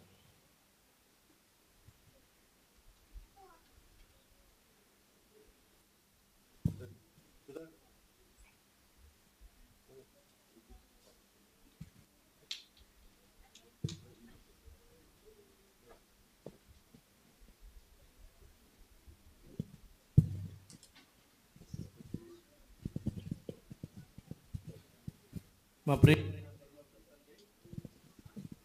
పరిశుద్ధుడివైన మా దేవ యేసుక్రీస్తు ప్రభు వారి సకల ఆశీర్వచన స్తోత్రమైన నామాన్ని బట్టి కాల సమయంలో కృతజ్ఞతలు తెలియపరుచుకుంటున్నాం.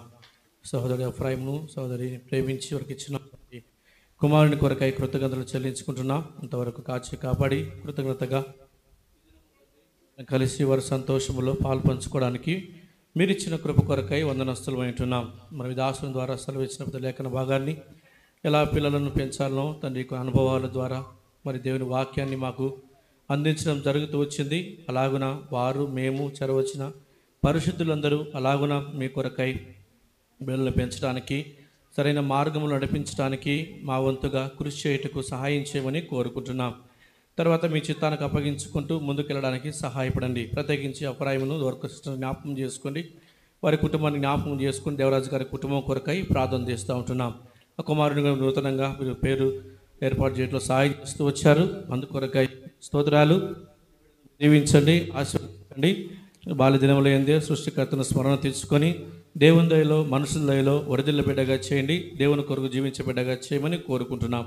అలాగే ఆత్మ సంబంధమైన భౌతిక సంబంధ ప్రతి ఆశీర్వాదం దయచేయండి. పరలోక సంబంధమైన ఎఫెసీ 1:3 ప్రకారం పరలోక సంబంధ ఆశీర్వాదము వీడికి అనుగ్రహించి మీరు మయం తెచ్చుకోమని సహవాసాన్ని దీవించమని ప్రభువైన యేసుక్రీస్తు వారి అతి శ్రేష్టమైన నామములో స్తుతించి ప్రార్థించి వేడుకొనుచున్నాం తండ్రి.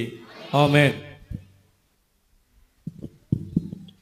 మా ప్రేమగల పరలోకపు తండ్రి, పరిశుద్ధుడైన తండ్రి, నిన్న నేడు రేపు మారని మార్పులేని మహిమల రాజా, అబ్రహాం ఇస్సాకు యాకోబుల దేవా, ఏలియా యెహోషువ కాలేబు దావీదు దేవా, నువ్వు మా తండ్రివిగా, మాకు రక్షకుడుగా, మాకు దేవుడుగా భూలోకములో మమ్మల్ని రక్షించుకొని నీ స్వాస్థ్యంగా చేసుకున్నందుకై నీకు స్తోత్రములు. ప్రభా, నీ స్వాస్థ్యమైన ప్రజలం, నీ యొక్క సొత్తైన ప్రజలం కనుక మమ్మల్ని ఎడబాయక మమ్మల్ని ప్రేమిస్తున్న నీ దయను బట్టి వందనాలు చేస్తున్నాం. ఈ దినం ప్రభా, ఇదిగో మరి ఎఫ్రాయిని బట్టి, దార్కాసుని బట్టి వందనాలు. వారిని భార్యాభర్తలుగా మీరు సిద్ధపరిచి వారికి మరి స్వాస్థ్యముగా మరి యొక్క జాన్ సామ్రాట్నిచ్చానికి స్తోత్రాలు. సామ్రాట్ అంటే ఒక గొప్ప ఉన్నతమైన నాయకుడని దాని అర్థం. మరి ఏదో ఉద్దేశంతో ఈ బిడ్డను వారికి ఇచ్చావు కనుక నీ బిడ్డల్ని దీవించు. మరణ శాసనంలో ఉన్న ఆ భయంకర టైంలో మోషే మరి పుట్టాడు.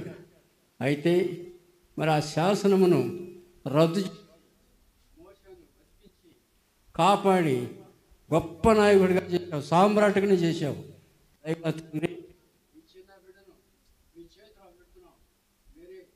పరిపూర్ణ భద్రతలో, పరిపూర్ణ ఏర్పాట్లో మీ యొక్క చిత్తంలో ఉంచండి. మంచి జ్ఞానమందు, ఆరోగ్యమందు, వయసునందు పెంచి తల్లిదండ్రులు చేయమని నీ అప్పగించుకుంటూ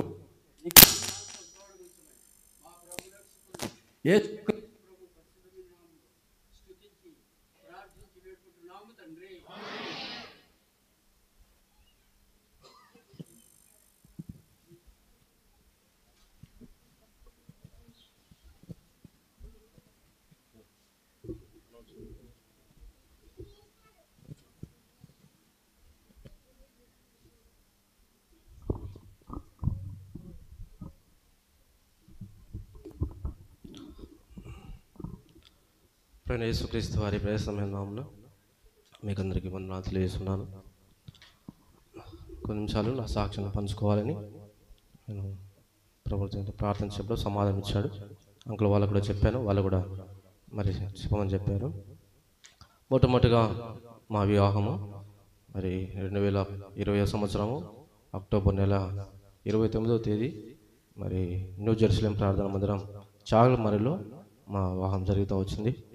మరి ఇంతవరకు అన్న చెప్తా వచ్చాడు కదా, ఆమెను చేసుకుంటానని నేను అనుకోలేదు, ఆమె నన్ను చేసుకుంటానని ఆమె అనుకోలేదు. ఇది దేవుని చిత్తం, దేవుని ప్రణాళిక. కాబట్టి దేవుడు ఎన్నో సమయాల్లో ప్రభు మా వెంట వచ్చాడు. ఇది దేవుని చిత్తం కనుక, దేవుని సంకల్పం కనుక దేవుడు మాతో ఉండి మాకు వాగ్దానాలు ఇచ్చి మా ముందుకు నడిపిస్తూ వచ్చినాడు. మ్యారేజ్ విషయంలో కూడా ప్రభు మాకు ఇద్దరికీ సమాధానం ఇచ్చాడు, వాగ్దానం ఇచ్చాడు. అందువల్ల ఇద్దరము వివాహంలో జతపరచబడ్డాం. తర్వాత 2020 సంవత్సరంలో అక్టోబర్ 29వ తేదీన మా వివాహం జరిపిన తర్వాత 3 సంవత్సరాల వరకు మాకు మరి సంతానం లేదు. అయితే మేము ఎప్పుడు కూడా ఆశ్చర్యపడలేదు, భయపడలేదు. మేము అనుకుంటూ వచ్చాం ఎప్పుడైనా ప్రభు ఇస్తాడు అనే మాకు విశ్వాసం, మాకు నమ్మకం ఉంటూ వచ్చింది. చాలాసార్లు దేవసేవకులకు చెప్తా వచ్చిన వాళ్ళు కూడా మా కోసం ప్రార్థన చేశారు, విశ్వాసులు చెప్తా వచ్చిన వాళ్ళు కూడా ప్రార్థన చేస్తూ వచ్చారు. మేము కూడా ఇద్దరం కలిసి ప్రార్థన చేస్తూ వచ్చినాం. అలాగా మరి 3 సంవత్సరాలు దాటిన తర్వాత మేము ప్రార్థన చేస్తూ వచ్చినాం. 2023వ సంవత్సరం మరి నాకు వాగ్దానము ద్వితీయోపదేశ కాండం 30వ అధ్యాయము 10వ వచనాన్ని దేవుడు నాకు వాగ్దానం ఇచ్చాడు. నూతన సంవత్సరం వాగ్దానము ద్వితీయోపదేశకాండం 30వ అధ్యాయం ఆఖరి వచనం 10వ వచనంలో ఆఖరి వచనాన్ని దేవుడు నాకు వాగ్దానంగా ఇచ్చాడు. చదవండి. ద్వితీయోపదేశకాండం 30వ అధ్యాయము 9-10 వచనం కలిసి ఉన్నాయి ఆఖరి భాగం. యెహోవా నీ పూర్ణ హృదయంతోనూ నీ పూర్ణ ఆత్మతోనూ నీ దేవుడైన యెహోవా వైపు మళ్ళున్నప్పుడు యెహోవా నీ పితరుల యందు ఆనందించినట్లు నీకు మేలు చేయుటకు నీ యందును ఆనందించి నీ వైపు మళ్ళును. నీకు మేలు చేయుటకు నీ యందును ఆనందించి నీ వైపు మళ్ళీ. ఈ వాగ్దానాన్ని దేవుడును 2023 సంవత్సరంలో అనగా గత సంవత్సరంలో నాకు మరి వ్యక్తిగత వాగ్దానంగా ప్రవేశిస్తూ వచ్చినాడు. నేను అనుకున్నాను మేల్ అంటే చాలా తెలుసు కదా, మాకు అందరికీ తెలుసు కదా, మేల్ అంటే ప్యాకేజీ కదా, మేల్ అంటే ఆస్తి, మేల్ అంటే పెద్ద సంఘమేమో, మేల్ అంటే పెద్ద పరిచర్యేమో, ఇంకా అన్నీ ఆలోచనలు వస్తూ వచ్చినాయి. కానీ ప్రభు అనుకున్నాడు మరి మా కొరతను మా అవసరతను ప్రభు ఎరిగినవాడుగా ఉంటున్నాడు కాబట్టి మరి ఆ వచనంలోనే ఆ భాగంలోనే అక్కడ రాయబడింది నీ గర్భఫల విషయంలో అని 9వ వచనం 10వ వచనంలో మరి రాయబడుతూ వచ్చింది నీ గర్భఫల విషయంలో. అప్పుడు నేను అధ్యాయం అంతా చదివినప్పుడు నాకు అర్థం కాలేదు, ఏం మేలు చేస్తాడు ప్రభు, ఏం మేలు, అన్ని మేలు చేశాడు నాకు, ఇంకా ఏ మేలు ఉన్నాయి అని ఎంత చదువుతూ వచ్చినప్పుడు దాంట్లో గర్భఫల విషయంలో నీకు మేలు చేస్తానని ఒక మాట దేవుడు నా దృష్టికి వచ్చాడు. తర్వాత డోర్కస్ కూడా సహోదరి కూడా వాగ్దానం ఇచ్చాడు, నీ శత్రువులను మరి నీ ఎదురుని పారదోస్తాను, మరి నీకు సంతానం ఇస్తాను, నీ సంతానం కలగజేస్తానని వాగ్దానం ఇస్తూ వచ్చినాడు నిర్గమాకాండంలో. కాబట్టి ఇద్దరికీ కూడా ఆ వాగ్దానంలో ఆ అధ్యాయంలో గర్భఫలం ఇస్తాను, సంతానం ఇస్తానని మరి వాగ్దానంలో ఆ అధ్యాయంలో రాయబడతా వచ్చింది. అప్పుడు మేము అనుకున్నాం దేవుడి సంవత్సరంలో మనకు మరి గర్భఫలం ఇవ్వబోతున్నాడు కాబట్టి మనం ప్రార్థన చేద్దామని చెప్పి 2023 సంవత్సరం మరి ఫిబ్రవరి నెల మొదటి వారంలో మేము ప్రార్థన చేస్తూ వచ్చినాం. ఎట్లా ప్రార్థన చేసినాం అంటే ఎర్లీ మార్నింగ్ 3 to 4 3 నుంచి 4 వరకు ఉదయకాలం లేచి ప్రార్థన చేస్తూ వచ్చినాం. ప్రార్థన చేసినప్పుడు ఒక సమయంలో ఏదో ఒక పవర్, ఒక లైట్ వచ్చి మమ్మల్ని తాగినట్లుగా నాకు అనిపించింది. ఆ వారం తర్వాత మరి సహోదరి కన్సీవ్ అయింది. ఆ వారంలోనే మేము మరి ఫిబ్రవరి నెల చివరి వారంలో అలా అక్కడ సామ్యుల్ అంకుల్ వాళ్ళతో కలిసి టీంతో కలిసి బీహార్కు పరిచయకి వెళ్ళాం. బీహార్కు యూత్ క్యాంప్ కాన్వకేషన్ ఉంటే వెళ్ళాం. అక్కడ చాలా దేవునికి మహిమకరంగా పరిచయం చేస్తూ వచ్చినాం. మరి ఎన్నో నేర్చుకున్నాం, ఎన్నో విషయాలు. పరిచయం ఎట్లుంటుందా, సేవ అంటే ఎట్లుంటుందా అనే అనేక విషయాలు మేము నేర్చుకున్నాం. ఆ తర్వాత మీటింగ్స్ అయిపోయి తర్వాత ఒక 4 days ఉండి అక్కడ స్టే చేసి మళ్ళీ మేము ఇక్కడ నెమ్మది దినకు వచ్చాం. తర్వాత మేము టెస్ట్ చేసుకోవడానికి హాస్పిటల్కి వెళ్ళాము. మేడంతో చెప్పినప్పుడు మళ్ళీ ఆమె చెప్పింది మీరు టెస్ట్ చేసుకున్నప్పుడు టెస్టులో పాజిటివ్ అని వచ్చింది. ఈ విధంగా దేవుడు మాకు మా యొక్క నమ్మకానికి దేవుడు మాకు దేవుని అనుగ్రహిస్తూ వచ్చినాడు, ప్రతిఫలం ఇస్తూ వచ్చినాడు.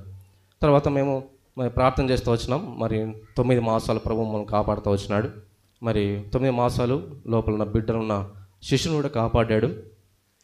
మరి 9వ మాసంలో దేవుడు మాకు మంచి కుమారుని ఇచ్చాడు. నార్మల్ డెలివరీ మాకు ఇచ్చాడు. ఇది దేవుని యొక్క కృప.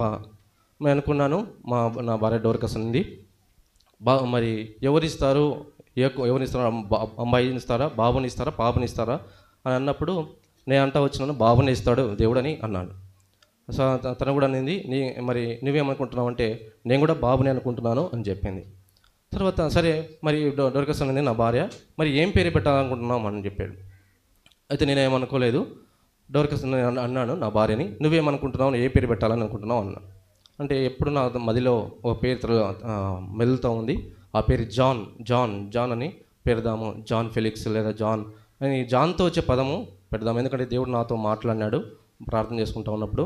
ఆ అధ్యాయంలో యోహాను గురించి మరి ఎలిజబెతు జకరియా ద్వారా నాతో మాట్లాడాడు కాబట్టి జాన్ అనే పేరు పెడదాం అని చెప్పాడు.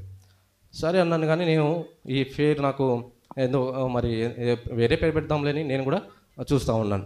నాకు పుస్తకాలు చదివే అలవాటు ఉంది. ఒక పుస్తకం చదువుతూ ఉన్నాను. ఆ సహోదరి 7వ నెలలో ఉంది, గర్భవతిగా. చదువుతున్నప్పుడు ఆ బుక్ ఏ బుక్ అంటే ఒక మిషనరీ యొక్క సేవా చరిత్ర, మిషనరీ యొక్క సేవా జీవితము, బ్రూస్ వోల్సన్ అనే ఒక బుక్, ఆ మిషనరీ గురించి నేను చదువుతూ వచ్చినాను. నేను ఆ బుక్ చదివేంత వరకు, నేను అయిపోయేంత వరకు నేను స్టాప్ చేయలేదు. ఒకే రోజులో ఆ బుక్ను కంప్లీట్ చేసినాను. ఒక దాదాపు 30 పేజీలు ఉంటాయి. ఆ 30 పేజీలు బుక్ చదివిన తర్వాత దేవుడు నా హృదయాన్ని ఎంత కదిలించినాడంటే ఆ యొక్క బ్రూస్ వాల్సన్ యొక్క జీవితము, సేవా జీవితం ఎట్లాంటిదంటే, ఇలాంటి సేవ నువ్వు చేస్తున్నావా అని గట్టిగా పొడుస్తూ వచ్చినాడు. ఎలాంటి సేవ అంటే అడవి జాతుల మధ్య, అడవి మనుషుల మధ్య సేవ చేస్తూ వచ్చినాడు. ఎంతో శ్రమకరమైన ఎంతో కష్టంతో కూడిన సేవ. అలాంటి సేవ చేసి అనేక మందిని రక్షించి ఎంతో గొప్ప మిషనరీగా పేరు పొందాడు. అప్పుడు అనుకున్నాడు, నాకు కుమారుడి ప్రభు ఇస్తే, నాకు ప్రభు కుమారుని ఇస్తే నేను పుట్టబోయే కుమారునికి వోల్సన్ అని పేరు పెట్టాలనుకున్నాను. 9 నెలలు వచ్చినాయి, కుమారుని ఇచ్చినాడు. నా భార్యంది, నేను జాన్ అని పెట్టుకోవాలనుకున్నా, జానే పెడతా ఉన్నాను. నేను అనుకున్నా, నేను బుక్ చదివినప్పుడు దేవుడు నాతో మాట్లాడినాడు. ఆయన యొక్క సేవా జీవితం నన్ను ఎంతో ఆకర్షించింది, కాబట్టి నేను వోల్సన్ అని పేరు పెట్టాను అన్నాను. సరే బాగుందని చెప్పి జాన్ వోల్సన్ అని పేరు పెట్టడానికి తీర్మానించుకున్నాను. తర్వాత మరి మా మామయ్య, మా నాన్న అన్నారు, మరి షామెల్ అని పెడితే బాగుంటుంది అని అన్నారు. నేను అనుకున్నాను, ఎందుకు ఇంత పెద్ద పేరు, మళ్ళీ షామ్ ఎందుకు, రాజు ఎందుకు అని అనుకున్నాను. అయితే పెద్దవాళ్ళు, మా అమ్మ వారు, దేవుడు తనకు అనుగ్రహించిన ప్రత్యక్షత బట్టి, దేవుడు తనకు చూపిన దర్శనం బట్టి షామ్ అనే పేరు పెట్టాలని అనుకున్నాను. తర్వాత మా నాన్నకు రావు అంటే, మా మామ పేరు రావు, మా నాన్న పేరు రాజు, ఈ విధంగా 2 పేర్లు కలవడానికి రాజ్ అని పేరు పెట్టాం. ఈ విధంగా మరి అందరితో సమాధానంగా, అందరితో ఐక్యమతంగా ఉండడానికి మరి సమాధానం అనుగ్రహించాడు. పేరు విషయంలో కూడా మాకు సమాధానం ఇచ్చాడు. పేరు కష్టంగా రావచ్చు, కానీ పేరు లెంతిగా ఉండొచ్చు, కానీ పేరు విషయంలో దేవుడు మాకు ఇచ్చిన సమాధానము ఎంతో గొప్పదని నేను మీ అందరితో చెప్తున్నాను. తర్వాత మాకు కుమారుని ఇచ్చినాడు. కుమారునికి మరి జాన్ వోల్సన్ శ్యామరాజ్ అనే పేరు పెట్టడానికి ఇది నా ప్రభు సహాయపడినాడు. ఆ బిడ్డను కూడా మరి మా కుమారుని ప్రభుకు ప్రతిష్ఠించడానికి ఇది నా ప్రభు సహాయపడుతూ వచ్చినాడు. ఈ విధంగా మా కొరకు మీరు ప్రార్థన చేసినందుకు మీకు అందరికీ కూడా వందనాలు, మరి ధన్యవాదాలు. మాకు సంతానం కొరకు, మరి మా సేవ కొరకు, మా కుటుంబం కొరకు మీరందరూ కూడా ఇంతవరకు ప్రార్థన చేస్తున్నందుకు మీకు ప్రభు నామమున వందనం చెల్లిస్తుంటున్నాం. దేవుడి సాక్షిని దీవించినాక ప్రయత్నం. మా ఆహ్వానం అందుకొని మీరందరూ కూడా ఈ యొక్క చైల్డ్ డెడికేషన్కి థ్యాంక్స్ గివింగ్ మీటింగ్ వచ్చినందుకు యేసుక్రీస్తు వారి నామమున మీకు అందరికీ వందనాలు తెలియజేస్తున్నాను. మరి చివరి ప్రార్థన అయిన తర్వాత, బ్లెస్సింగ్ అయిపోయిన తర్వాత, మరి మాకు ఇచ్చిన ప్రభు మాకు అనుగ్రహించిన సమృద్ధిలో ఉండి అందరికీ కూడా ప్రేమ విందు ఏర్పాటు చేయబడినది. మరి ఎవరు కూడా వెళ్ళొద్దు, అందరూ ప్రేమ విందులో పాలు పొందాలని మనవి చేస్తున్నాం. మరి మందిరంలో మరి సేవకురాళ్ళు వాళ్ళకి టేబుల్స్ అరేంజ్ చేస్తాము, కుర్చీలు, అక్కడ వాళ్ళు కూర్చుంటారు, ఇక్కడ మందిరంలోనే కూర్చుంటారు. బయట మరి బఫే సిస్టమ్ ఏర్పాటు చేసాము, బఫే కౌంటర్స్, మరి మా బ్రదర్స్ ఒకటి, సిస్టర్స్ కూడా ఏర్పాటు చేసాము. బ్రదర్స్ బయట వారు భోజనం చేయాలని మనవి చేస్తున్నాం. దయచేసి గమనించండి, ఎవరు కూడా మరి భోజనం చేయకుండా వెళ్ళొద్దు, అందరూ కూడా ప్రేమ విందులో పాలు పొందాలని మనవి చేస్తున్నాం.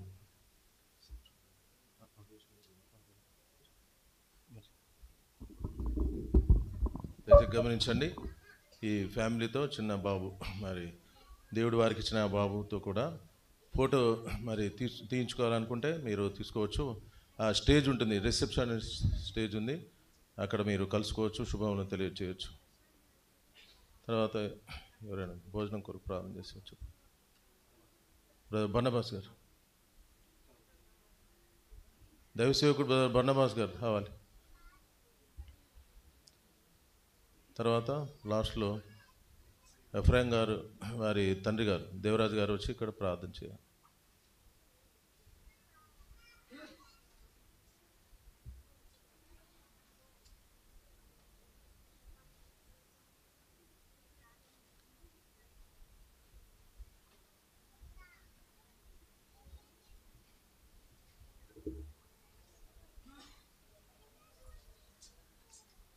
వస్తున్నారా? రండి. కాదు, బర్నబాస్ గారు లేదా? అదే మీ డాడీని పిలు.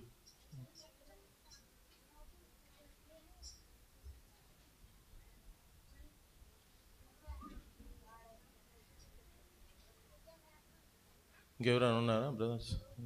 భోజనం కొరకు చిన్న ప్రార్థన చేస్తాం. చెప్పు ప్రభాకర్ గారు, మరి చెట్టుపాలి రండి ఇక్కడికే.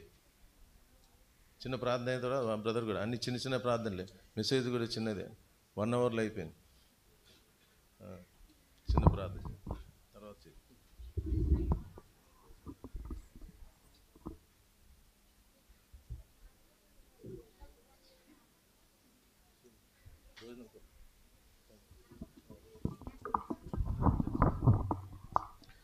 ప్రార్థిస్తాం.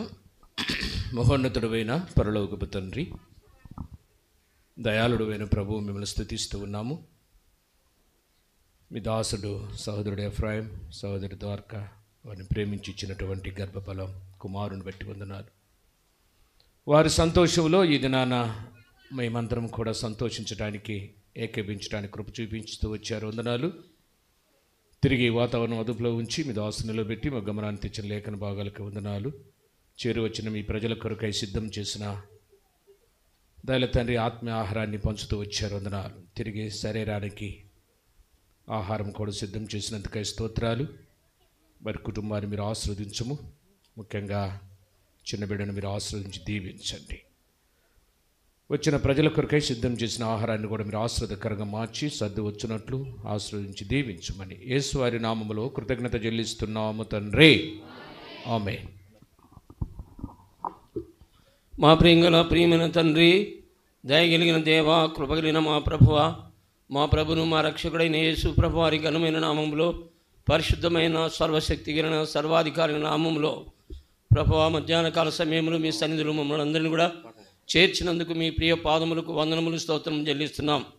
పరలోక మహిమను వదులుకొని భూమి మీదకి వచ్చి ప్రభువా, కల్వరి శిలువలో మీరే మీ యొక్క మరి ప్రభువా శరీరం అంతటి నలగొట్టబడి చివరి రక్తపడు గార్చి మా పాపముల నుండి మమ్మల్ని విడిపించిన తండ్రి, నీ పాదములకు వందనములు, స్తోత్రములు చెల్లిస్తున్నాం.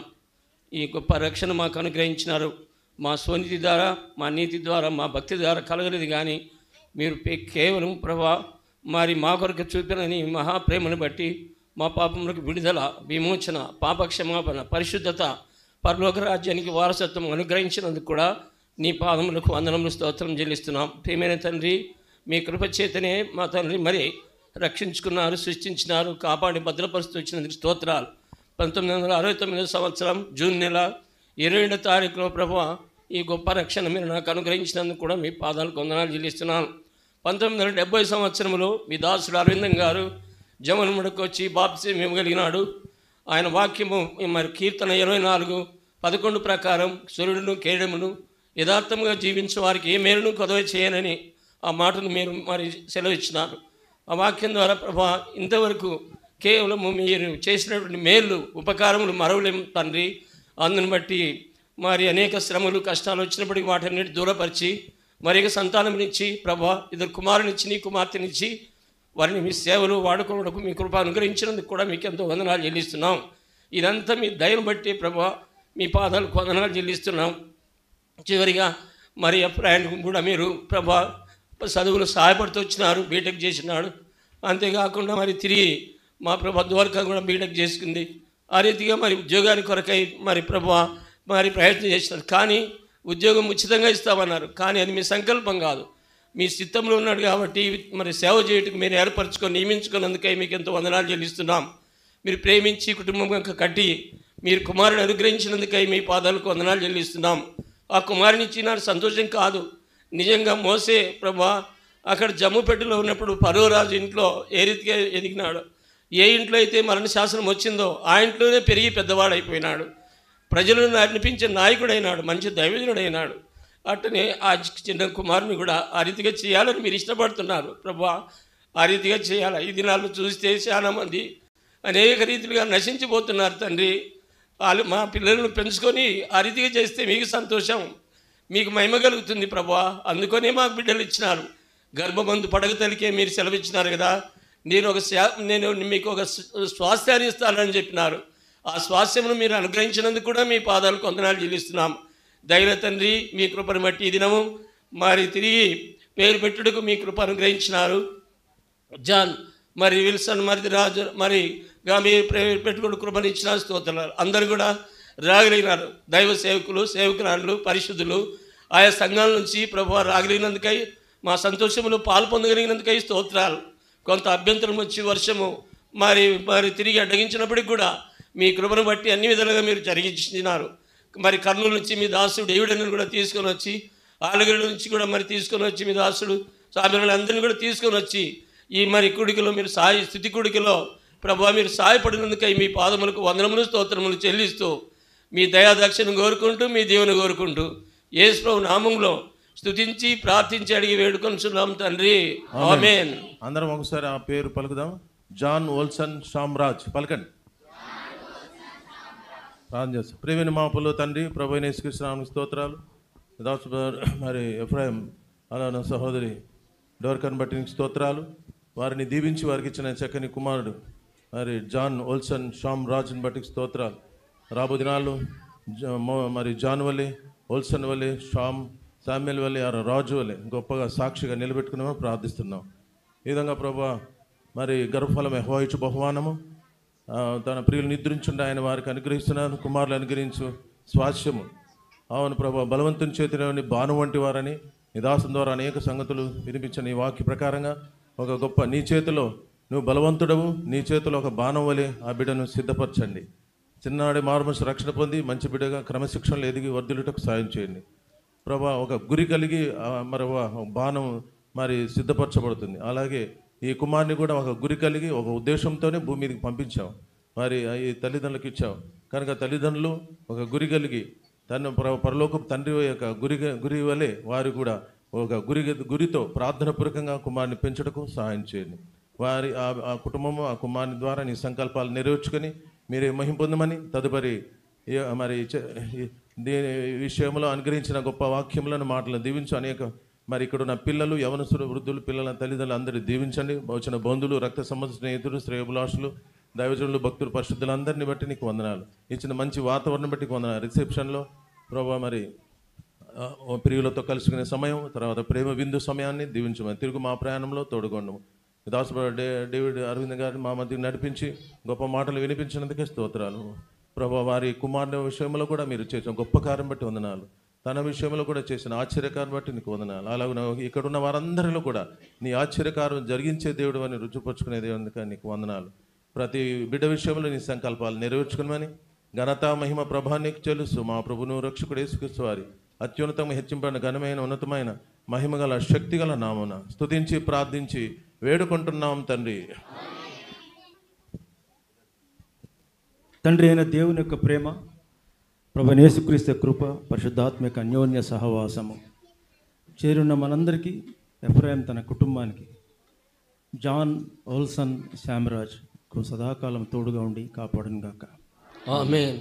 పిల్లలనాశీర్వదించియు బలపరచని గుమ్మముల్, పిల్లలనాశీర్వదించియు బలపరచని గుమ్మముల్, మంచి గోధుమ పంటతో నిన్ను తృప్తిగా నుంచును, మంచి గోధుమ పంటతో నిన్ను తృప్తిగా నుంచును.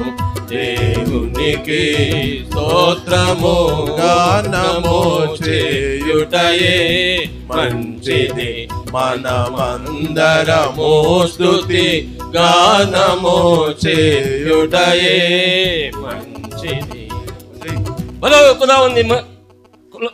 ఖుదావంది యేసు మసీకి, రాజుల రాజు అయిన యేసు ప్రభునకు, పాపల కొరకు ప్రాణం పెట్టి తిరిగి లేచిన యేసు ప్రభునకు, రెండవసారి మహిమతో రాని ఉన్న యేసు ప్రభునకు, 5 మాసాలు కాపాడి 6వ మాసంలో ప్రవేశపెట్టిన యేసు ప్రభునకు, మరి బెరాక వాసి అయిన యేసు ప్రభునకు హల్లెలూయా, హల్లెలూయా.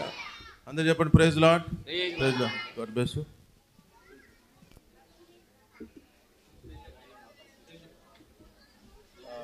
స్టేషన్ రిసెప్షన్ దగ్గర తిరుపతి నుండి వచ్చిన బ్రదర్ డేవిడ్ గారు ప్రార్థన చేయాలి. రిసెప్షన్ దగ్గర బ్రదర్ డేవిడ్, దైవ సేవకుడు డేవిడ్ గారు ప్రార్థన చేయాలని మనవి చేస్తున్నాం.